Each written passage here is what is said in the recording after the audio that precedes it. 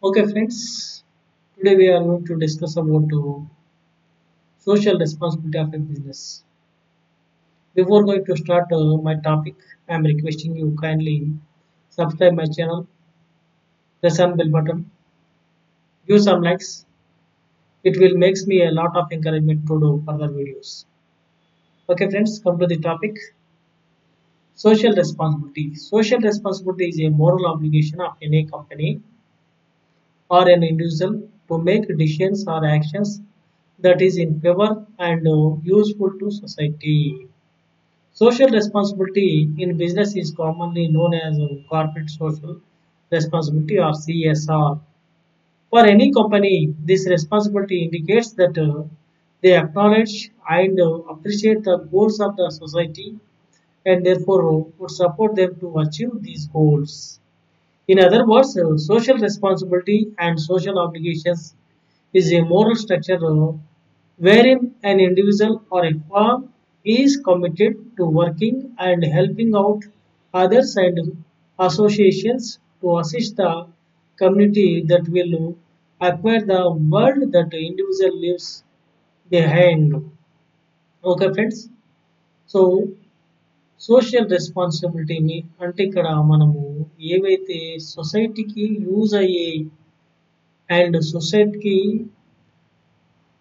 హాని చేకూర్చని ఏవైతే యాక్టివిటీస్ ఉన్నాయో అంటే కూడా సోషల్ రెస్పాన్సిబిలిటీ మనం చేసుకోవడం జరుగుతుంది. ఇది కార్పొరేట్ సెక్టర్ కావచ్చు, ఇండివిజువల్ పర్సన్స్ కూడా కావచ్చు. సో కార్పొరేట్ సెక్టర్లో ఏదైతే సొసైటీకి అనవసరమైన అజాడియస్ యాక్టివిటీస్ ఏవైతే ఉన్నాయో, హార్మ్ఫుల్ యాక్టివిటీస్ ఏవైతే ఉన్నాయో వాటన్నిటిని అవాయిడ్ చేయడానికి కార్పొరేట్ సెక్టర్ తీసుకునే రెస్పాన్సిబిలిటీ ఇక్కడ కార్పొరేట్ సోషల్ రెస్పాన్సిబిలిటీ సిఎస్ఆర్గా చెప్పడం జరుగుతుంది. ఓకే ఫ్రెండ్స్, సో ఇక్కడ మనము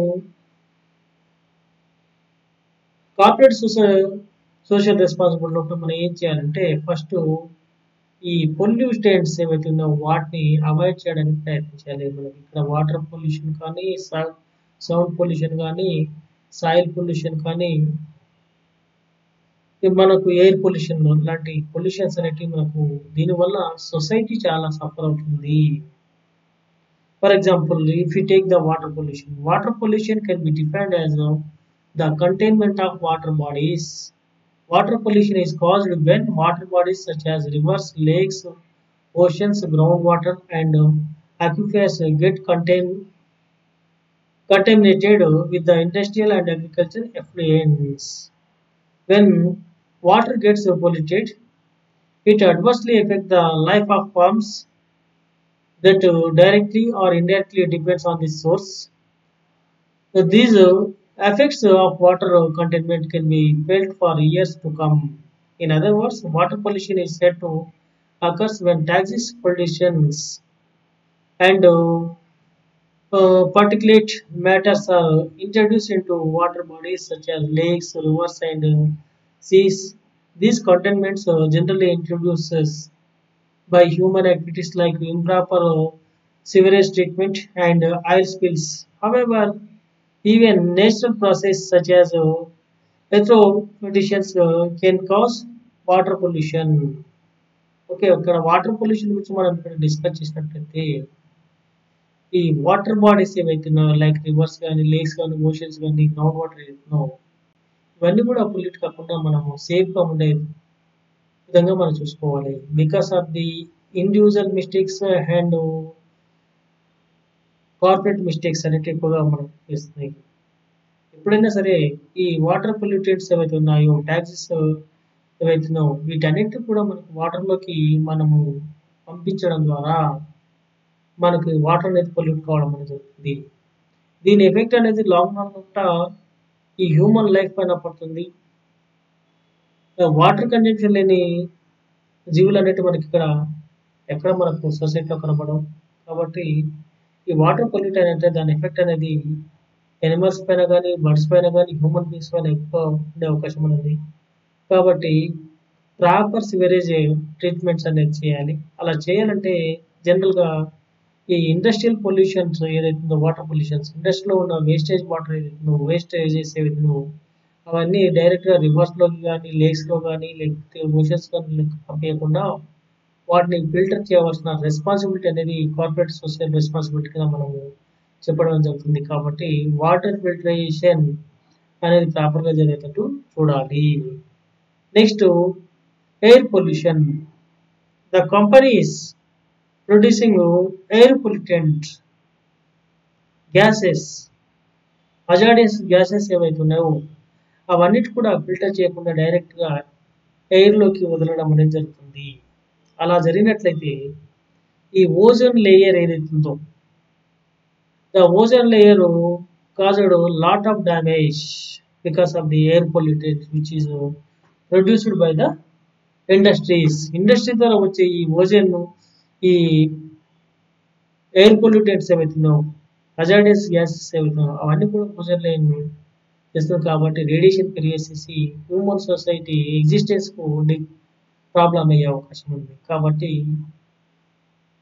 the industries must filter the air before going to release the pollutants.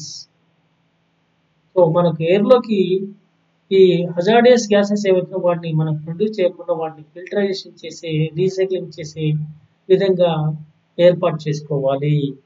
Next అదే విధంగా మనం చూసినట్లయితే ఈ ట్రీ ప్లాంటేషన్ ఏదైతుందో ఈ ట్రీ ప్లాంటేషన్ అనేది ఎక్కువగా చేపట్టాలి. సో ఇక్కడ గవర్నమెంట్ చేసే హరితహారం లాంటి ప్రోగ్రామ్స్తో పాటుగా ఈ కార్పొరేట్ సెక్టర్ వాళ్ళు కొన్ని వందలు వేల ఎకరాల పొలంలో ట్రీస్ని అడాప్ట్ చేసి ఫారెస్ట్ డెవలప్మెంట్ చేసినట్లయితే ఈ ఎయిర్ పొల్యూషన్ కంట్రోల్ చేయవచ్చు. Next at the same time the corporate bodies or companies must filter the gases which are hazardous to the environment. ఇలాంటి వాటిని ఫిల్టరైజేషన్ చేయాలి. Next land pollution, specially agriculture సెక్టర్లో కూడా ఇక్కడ land pollution ఎక్కువ చూస్తున్నాము.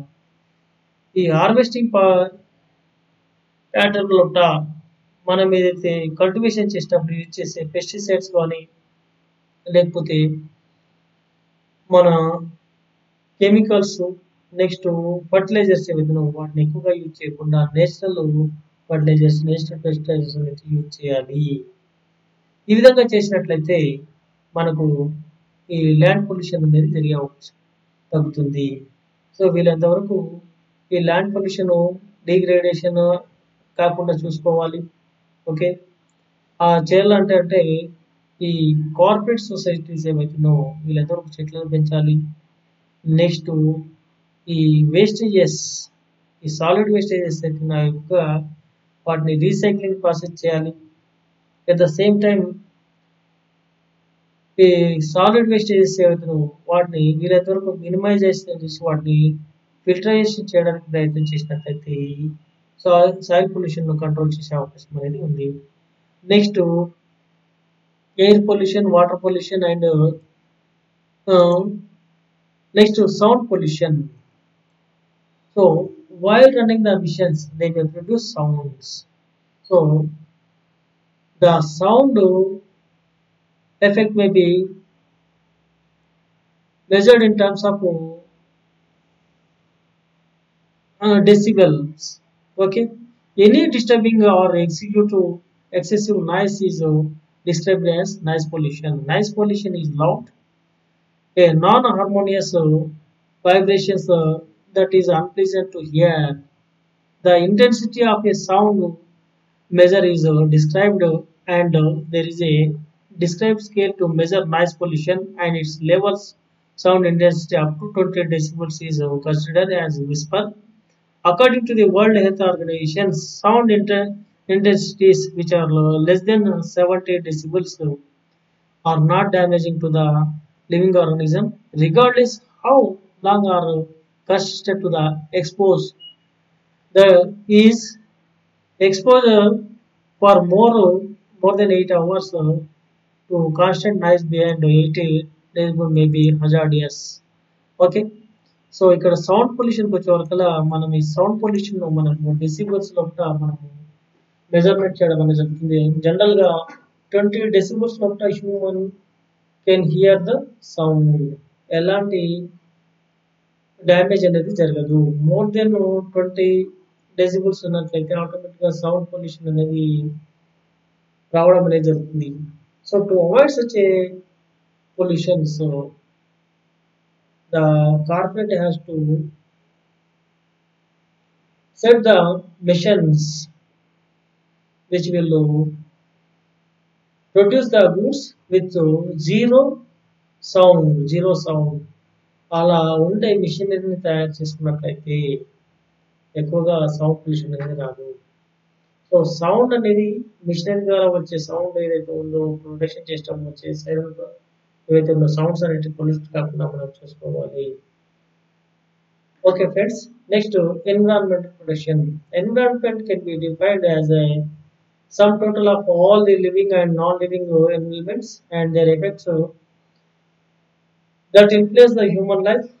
While all living and biotic elements are animals, plants, forests, fisheries, and birds, non-living and abiotic elements including water, land, sunlight, rocks, and the air. So environment లో చాలా elements అనేవి ఉన్నాయి. Birds కానీ, animals కానీ, లేదా human beings కానీ, లేదా other అబయాటిక్ elements ఏవైతున్నాయో వాటన్నిటిని కూడా ప్రొటెక్ట్ చేయవలసిన రెస్పాన్సిబిలిటీ అనేది ఉంది. కాబట్టి as a corporate people, the protection of environment is another major responsibility of the companies. Okay, next legal environment. So not to avoid the rules and regulations of the company. Following the rules and regulations of the government is the major responsibility of the business people. Okay, so సొసైటీకి అవసరమైన unnecessary అయిన hazardous products ఏవైతే drugs లాంటివి ఇలాంటివి produce చేయకుండా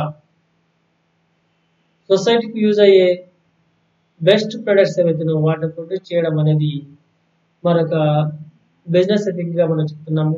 and avoiding competition is must, but at the same time not to make a cutthroat competition, maintain a friendly rivalry within the competition. విధంగా చూసుకోవడం అనేది చేసినట్లయితే బిజినెస్ అనేది సక్రమంగా జరిగే అవకాశం ఉంది. కాబట్టి friends, so the corporate people what ever they feel responsibility to protect the interest of the society is known as the CSR. Okay, with this I am concluding this topic. Okay, friends, thank you one and all. Okay, thank you.